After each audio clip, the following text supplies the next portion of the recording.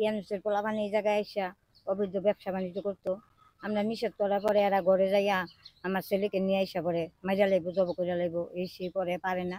আমি আমার মেয়ে টাইনা ধরে রাখছি, পরে আমার ছেলে কোবাই টোবাই থুইয়া এরা আইসা পড়ছে। পরে আমি মনে করেন একবার দুইবার তিনবার থানায় মামলা দিচ্ছি। আমার মামলা একবারও গ্রহণযোগ্য করে নাই। ইয়ানুসে গাজীর লোক ছিল, তখন হ্যাঁ দল ক্ষমতা ছিল, তখন হ্যাঁ আমার মামলাটা নেয় নাই। পরে আমি সালিশি বসাইছি। সালিশির মতো হ্যাঁ মানে আমার এই এর ভয়ে আমরা বাড়ি বসাইয়া গেছি গা। যাওয়ার পরে আমার ঘরে যা ছিল সব হেরপলা মানে লুটপাট করে লইয়া গেছে গা। আমার এখানে 3 লাখ টাকার একটা মাছের খামার ছিল, এই মাছগুলো সেই পোলাপান দিয়ে সব ধরে নিয়ে গেছে গা। বর্তমানে আবার আমি এখন এই সরকার আইসা পরে আবার কাজ ধরছি, এখনো হ্যাঁ আমার কাছে 5 লাখ টাকা দাবি করে না দেওয়া। এই আমার ঘর দুয়ার আবার ভেঙে পোলাপান দিয়ে ভেঙে চুপ করে গেল।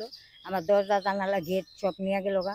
এখন আবার কালকে আমি বালু ফেলাইছি, কালকে আবার বাধা দিছে যাতে আমি কাজ না করি, টাকা পয়সা না দিয়ে এর সাথে আমি ঝামেলা মিট না করিয়া চাঁদা না দিয়ে আমি যাতে এখানে কাজ না করতে পারি।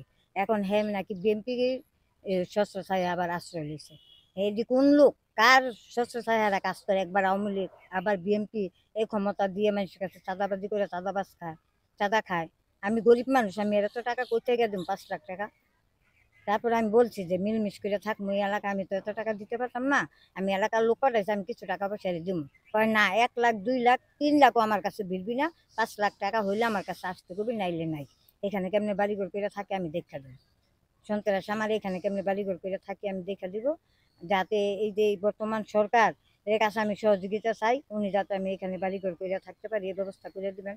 আইনের প্রশাসনের কাছেও আমি বিচার চাই, আইনি প্রশাসনের সহযোগিতা চাই যাতে আমি এখানে থাকতে পারি, আমার সেই ব্যবস্থা করে দেওয়া হয়। হ্যাঁ, ইয়ানুসের লোক এখানে আইসা মানে ইয়ানুসের লোক দেখছে এখানে আপনার গিয়া জ্বালানা ভাঙ্গাছে, গেট মেট ভাঙ্গাছে, সব লয়ে গেছে দেখছি।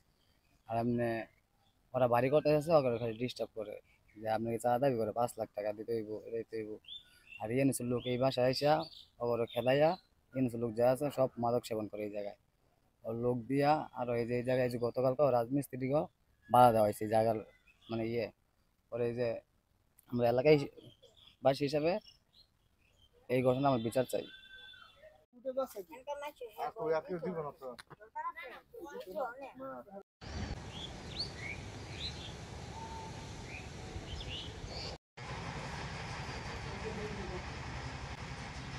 ভিতরে গিয়ে ওরাই দেখো কি অবস্থা করে, মানে আনি সেখানে খেয়ে আমি কি চাই বুঝাও বইয়া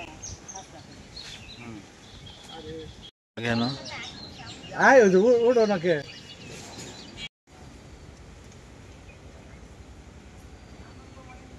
এই গল্প